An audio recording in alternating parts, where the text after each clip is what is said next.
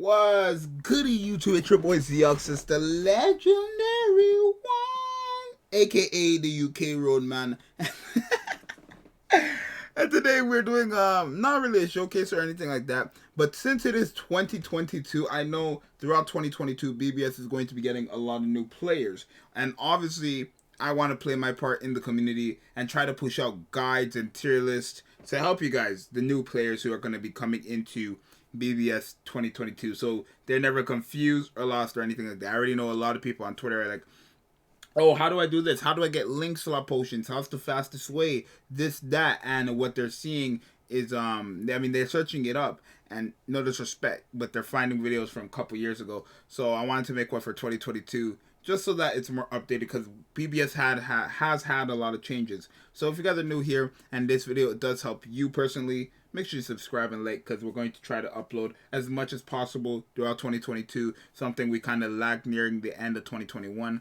But yeah, so this video is basically going to be the difference between an SP character and a NAD character. Now, I think I actually did this video 3 months ago. I'm not exactly sure, but I think I did this video 3 months ago. But I'm going to basically be pulling up the best NAD character and the best SP character to give you an example of what you want to do with SP characters, how you want to build SP characters, the majority of the SP characters in this game, and what you want to do with NAD characters. I mean, I can go over a hybrid too, but I don't think BBS uploads. Well, I guess, yeah, BBS doesn't produce or promote any hybrid characters anymore like that. We haven't had a hybrid character. I mean, I guess you can count Stark as a hybrid character, but he's not. He's a NAD character that had SAR, and he like buffed up SP units or something like that, which was kind of weird.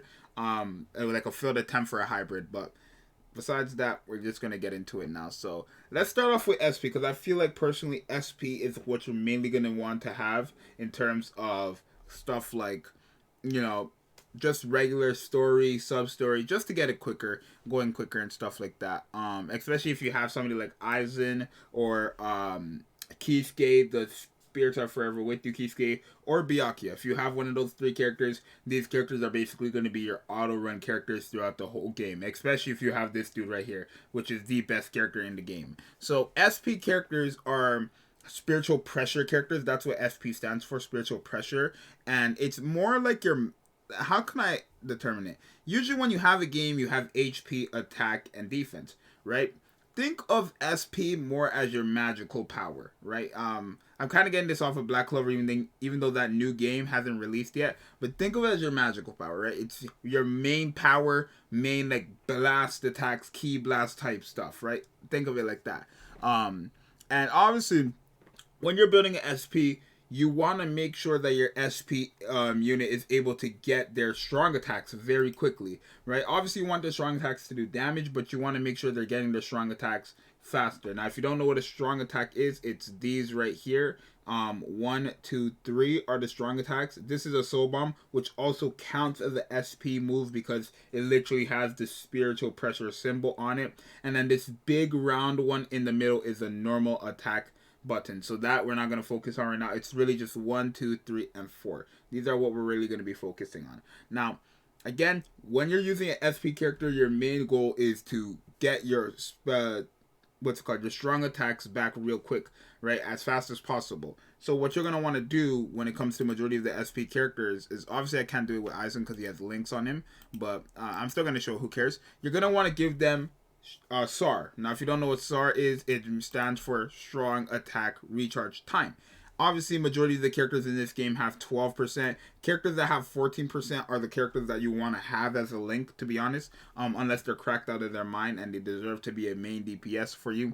But if they are 14%, you mainly want to have them as a link. So if we go to you, for example, right, it froze on me for a second. If we go to purple, right, because Aizen is a heart unit, right, and we look through, as you see, majority of these characters are 12%. We do have 14%, which is a Retsu. So we're going to put Retsu, obviously, on. Now, me doing this, it means we have a 14%, negative 14% recharge cooldown. Cooldown time, basically. I kind of don't like the way BBS does it though. How they do it percentage wise instead of just telling us how much seconds we have to wait, because it's kind of more confusing, right? For a lot of people, I know for me it was very confusing at the beginning, but majority of the players it's going to be very confusing. Confusing. I mean, like, you don't have any SAR. Let's say you don't have any SAR links, right? And you go use a strong attack. It will say you have to wait 20 seconds. You put on 114%, it will say you have to wait like 13 seconds and stuff like that. I wish it just said how much seconds is going to be deducted off of your cooldown instead of saying a percent. But you'll get used to it, I promise. Obviously, you're going to want to put your 12%, right? So how should I say it? If I had to just put it into words or like just sum it up, I guess, what you're going to want to do is if you see a character that has strong attack recharge time, negative 14%, guaranteed put them on, right? If you see character with 12%, you're going to want to put them on too. Now, you don't always have to do it like that. There are some characters like characters that have two kind of soul traits, and those are resurrected characters most of the time. Right, but theirs are not always that crazy. So as you look here, I don't really have a good one for purple, honestly. I didn't get like most of the purple ones I do have actually. I didn't get their second one, so I can't really show you all of them. But for example, if we go to NAD, like Zangetsu here, he has damage taken and normal attack damage plus 25%, which is not bad. The only thing between SP and NAD is that SP has more options. So you don't only always have to run strong attack recharge time. There is something else you can run, and that is in fact strong attack damage, right? That's strong attack damage. So there's reduced strong attack cooldown and increased strong attack damage. You could put this on too, but keep in mind when you do put on strong attack damage, you are going to be doing more damage with your strong attacks, but your cooldown will still be the same. So if I have triple strong attack damage plus 20%, which is 60%, I will be doing 60% more damage on my strong attacks, but I still will have to wait on my cooldown, which is not that good for an SP unit because, again, SP characters are not going to be doing no damage with their NADs. That's why I think, honestly, NAD characters are better than SP characters in general, but when you have somebody like Aizen, it doesn't matter.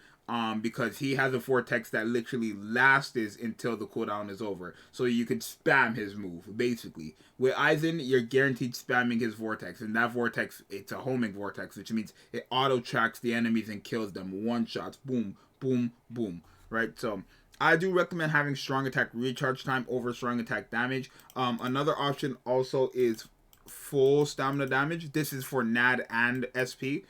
NAD is normal attack damage, as I said multiple times. Full stamina damage. I don't have one for purple, sadly.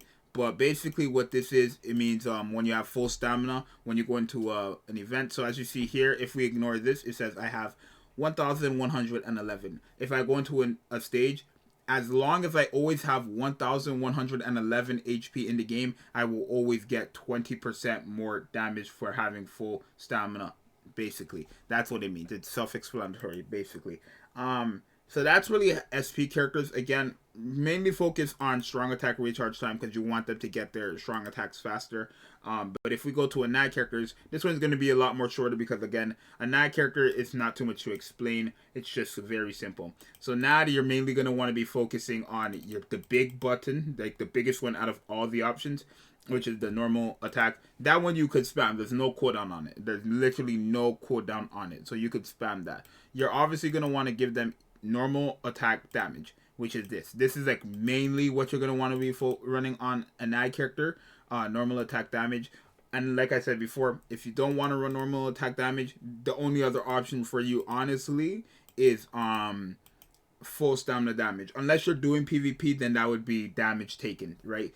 Everybody and anybody knows in PvP, you're either running normal attack damage or damage taken, but I prefer damage taken over normal attack damage, as is many other people who play Brave Battle. So Brave Battle, you're going to want to have damage taken negative 16%, but in regular content, PvE and stuff like that, you're going to want to use normal attack damage or full stamina damage, preferably normal attack damage. So any character that you see that says something like this, normal attack damage was 20%, you're going to want to go. But when you see a character that has 25%, obviously pick 25% over 20%. So let's just sum it up all again. For SP characters, you're going to want to have strong attack recharge time. Negative 14% is prioritized. If you don't have 14%, then you go for 12. For NAD attacks, it's 25%. If you don't have 25%, then use the 20% you have. And if you want to run full stamina damage, then that's also an option. But yeah, that's really it, honestly, for the difference between an SP and a NAD if you're a new player. Just let me know if this video was helpful for you. Let me know if I got anything confused. If anything you're confused about, you can comment and ask any questions, and obviously I'll reply to you and respond to you. Or if you want, you can join the Discord too, and there's multiple people in my Discord server that will be helping you. Link for that is also in the description, and I'll see you guys in the next one. I'm out. Later. Peace.